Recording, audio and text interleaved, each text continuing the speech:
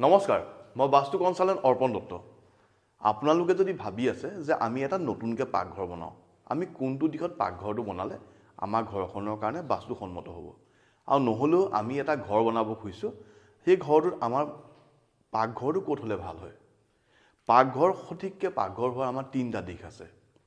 সেই দিশকেইটা হ'ল আমাৰ ঘৰটোৰ দক্ষিণ পূব দিশটো, দক্ষিণ পূব আৰু দক্ষিণ, মানে দক্ষিণ পূবৰ পৰা দক্ষিণলৈ আমাৰ তিনিটা দিশ পৰে। সাউথ ইষ্ট, সাউথ ইষ্ট আৰু সাউথ। এই তিনিটা দিশত যদি আমি পাকঘৰ বনাব পাৰোঁ, তেতিয়া আমাৰ ঘৰখনৰ কাৰণে খুব পজিটিভ আনে। কাৰণ দক্ষিণ পূবৰ পৰা দক্ষিণৰ দিশটো আমাৰ ঘৰখনৰ অগ্নিস্থান। অগ্নিস্থানত যদি আমি পাকঘৰটো বনাব পাৰোঁ, তেতিয়া আমাৰ ভাল।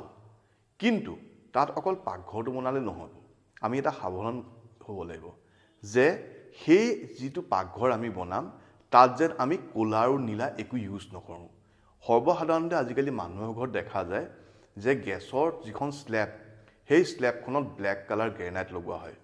ব্লেক কালাৰ গ্ৰেনাইটখন থাকিলে আমাৰ পাকঘৰটো লেতেৰা নহয়, চফা কৰিবলৈ সুবিধা হয়, খুব সুবিধা হয় ক'লা থাকিলে।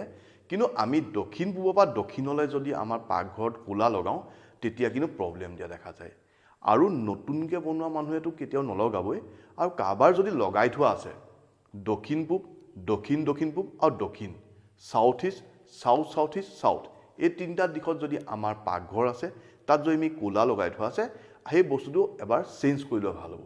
কিন্তু চেঞ্জ কৰিলে আপোনালোকে কি লগাব? সেই দিশত আমি সকলো ৰঙৰ টাইলছ লগাব পাৰোঁ বা মাৰ্বল লগাব পাৰোঁ। অকল নীলা আৰু ক'লা লগাব নালাগিব, বাকী আপোনালোকে সকলো ৰং লগাব পাৰিব। ধন্যবাদ।